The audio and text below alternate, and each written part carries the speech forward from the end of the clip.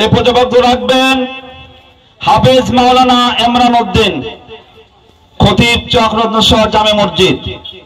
মহতারামকে সংক্ষিপ্ত বক্তব্য দেওয়ার জন্য বিনীত অনুরোধ করছি।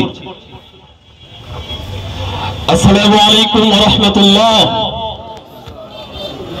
অনেকের মনের ভেতরে প্রশ্ন আসতে পারে, ফিলিস্তিনে মানুষ মরছে, আমাদের কি?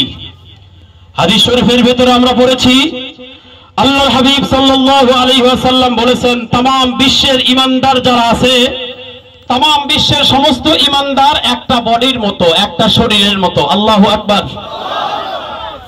হাতে ব্যথা পাইলে যেমন চোখ দিয়ে পানি ঝরে, পায়ে ব্যথা পাইলে যেমন চোখ দিয়ে পানি আসে, চোখে ব্যথা পাইলে যেমন হাতটা ঠিক চোখের কাছে চলে যায়, ঠিক তেমনি ভাবে तमाम বিশ্বের আনাচে কানাচে যেখানেই মুসলমান নির্যাতিত হোক না কেন, যদি ঈমান আমাদের দিলের ভিতরে থাকে, অবশ্যই প্রতিবাদ আমাদের জানাতেই হবে।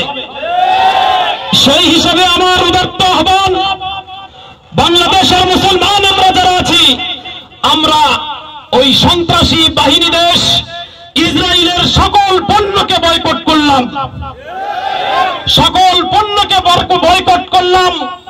আর কখনো ইসরায়েলের কোন জিনিস আমরা ক্রয় বিক্রয় করব না।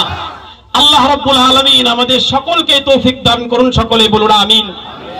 আসসালামু আলাইকুম ওয়া রাহমাতুল্লাহ। তাদাক্তু বিকুম আমরাইন লাম তাদিল্লু মা তামাসসাকতুম বিহিমা কিতাবাল্লাহি ওয়া সুন্নাত রাসূলিহি। আল্লাহর নবী বলেছেন, তোমরা তোমাদেরকে কোন জাতি অবদস্থ লাঞ্ছিত অপমানিত করতে পারবে না যদি তোমরা দুটি জিনিস বাস্তব জীবনে আমল করতে পারো, সেগুলো হচ্ছে আল্লাহর কোরআন এবং আল্লাহর নবীর সুন্নাত আদর্শ।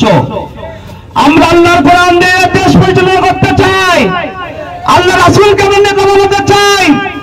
কোন চাঁদাবাজ, কোন সন্ত্রাসী, কোন খুনি, কোন যারা দেশের তৈরি তাদেরকে আমরা নেতা মানতে চাই না। আমরা বাংলার জমিনে কোরআনের শাসন দেখতে চাই কিনা বলেন? সম্মানিত উপস্থিতি, আল্লাহ রাসূল সাল্লাল্লাহু আলাইহি ওয়াসাল্লাম নির্দেশিত পথ এবং মতকে আমরা আঁকড়ে ধারণ করব। কোরআনকে দেশের সংবিধান বাস্তবায়ন করার জন্য আমরা জানমাল যে আমরা পরিশ্রম করবো ইনশাআল্লাহ। সম্মানিত উপস্থিতি, আপনারা ইউটিউব অবশ্যই দেখবেন ইসরায়েলের পণ্য কি কি এবং ইসরায়েলের পণ্যের বিপরীতে কোন কোন পণ্য রয়েছে, এই পণ্যগুলি আপনারা ব্যবহার করবেন। আল্লাহ তাআলা আমাদের সকলকে ইসলামের উপর ঈমান নিয়ে আমল নিয়ে টিকে থাকার তৌফিক দান করুন। সুবহানাল্লাহ আমিন। আখির দাওয়ানা আলহামদুলিল্লাহ রাব্বিল আলামিন।